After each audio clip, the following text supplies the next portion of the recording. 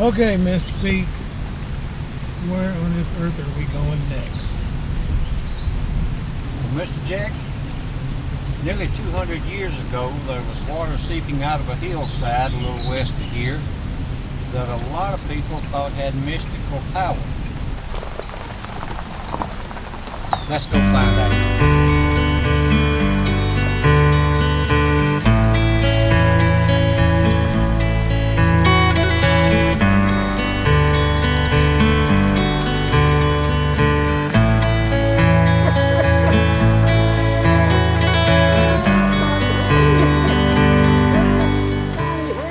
A few weeks ago, I was traipsing through some underbrush. I was looking for a little creek and heard there's a waterfall back there, and I heard someone yelling. Help! Help, Donnie, help! Help, Donnie, help! Somebody got to do something, Donnie. And that's how I found out that Mr. Pete has a twin brother. I knew nothing about it. His name is Clyde. I believe it's Wildside Clyde, and we'll be seeing more of him on future episodes. And you know you don't have socks on. You're in the middle of poison ivy. Yeah. And let everybody know Clyde gets through the tightest security. Yeah!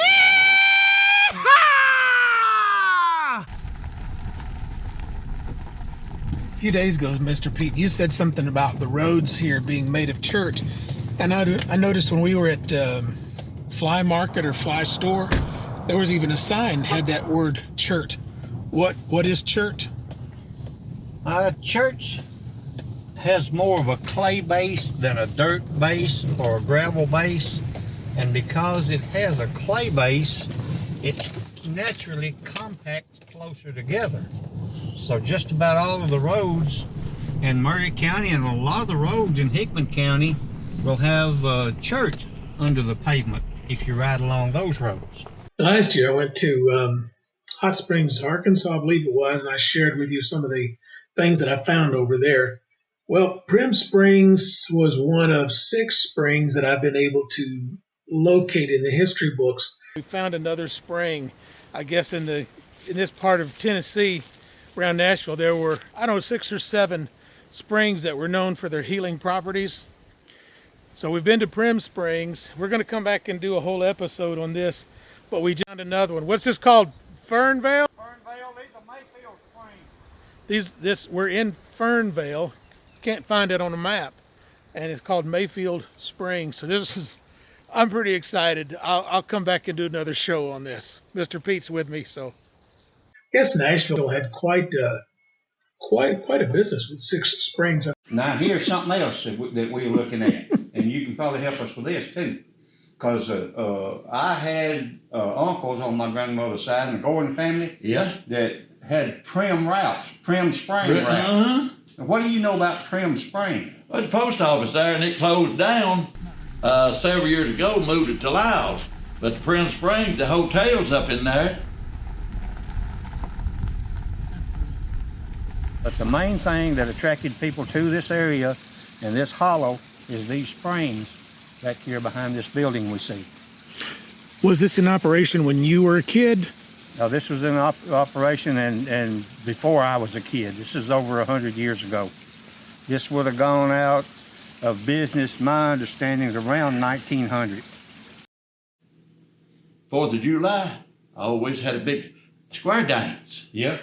And passed the jugs around.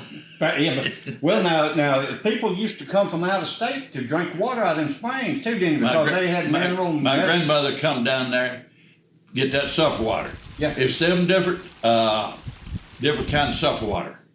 Come out of the hillside.